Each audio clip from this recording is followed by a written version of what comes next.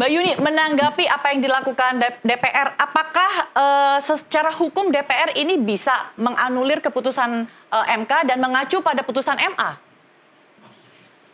Ya, pertama-tama kita harus menyatakan bahwa setiap lembaga negara memiliki kewenangan masing-masing dan oleh karenanya selama mereka menggunakan kewenangan tersebut sesuai dengan misalnya peraturan perundang-undangan, dalam hal ini pembentukan peraturan perundang-undangan yang baik, kemudian mengikuti prosedur penyusunan dengan meaningful participation, dan kemudian dengan syarat-syarat dan asas-asas pembentukan peraturan yang baik seperti keterbukaan, partisipasi, kejelasan aturan, dan seterusnya, maka sebenarnya DPR bisa membuat peraturan apa saja yang misalnya juga agak berbeda dengan misalnya putusan Mahkamah Konstitusi, dan itu sudah banyak ya, beberapa kali mereka kemudian agak berbeda dengan putusan Mahkamah Konstitusi.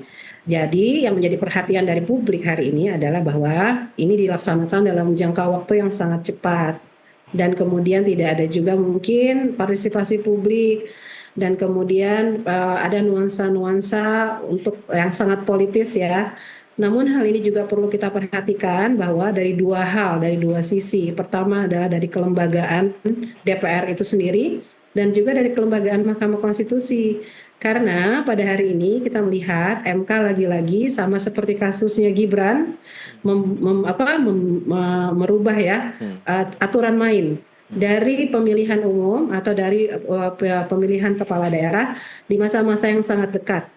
Artinya apa? Ketika dulu MK merubah peraturan tersebut di kala Gibran, kita semua mencaci maki gitu ya. Tapi ketika saat ini ada perubahan yang kemudian dianggap kemudian memberikan peluang untuk lebih inklusif, lebih menjalin seterusnya, kita kemudian memberikan apresiasi yang positif.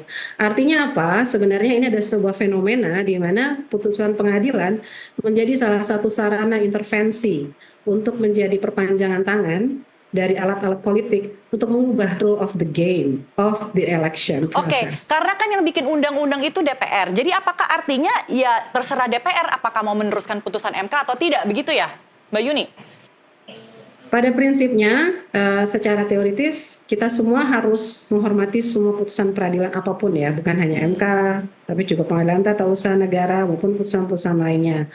Dalam konteks ini yang menjadi perhatian dan harus kita wacanakan secara bijaksana dan kemudian kita juga proporsional adalah bahwa MK mengubahnya di masa-masa yang sebenarnya orang sudah mulai bermain. Jadi beberapa orang sudah melakukan deklarasi, kemudian semua orang sudah melakukan koalisi dan seterusnya. Permainan sudah dimulai, sudah ditentukan pemainnya, wasitnya dan seterusnya, sudah ada semuanya. Nah, apakah boleh kita mengubah aturan ketika semua orang sudah akan berkompetisi dan seterusnya? Itu yang kemudian menjadi pertanyaan dalam segi akademik. Sampai sejauh mana beberapa putusan MK di masa lalu misalnya mereka serentak berlakunya ke depan, ini sebenarnya ke depan, meskipun diujinya di saat-saat menjelang pemilu dan seterusnya. Nah, hal ini yang kemudian menimbulkan pertanyaan, apakah kemudian pertarungan kelembagaan tata negara kita ini kemudian digunakan sebagai alat-alat dan perpanjangan partai politik yang kemudian melahirkan dua isu utama. Yang pertama adalah judisialisasi politik, di mana kekuasaan kehakiman kemudian menjadi alat sebagai ikut masuk ke dalam ranah politik dan berperan sebagai penentu politik, sehingga pertanyaan-pertanyaan politik kemudian ditetapkan menjadi jawaban-jawaban hukum yang sebenarnya itu kan bisa diserahkan kembalikan atau didiskusikan dalam isu-isu politik. Karena itu yang juga kedua menjadi adalah politisasi judicial.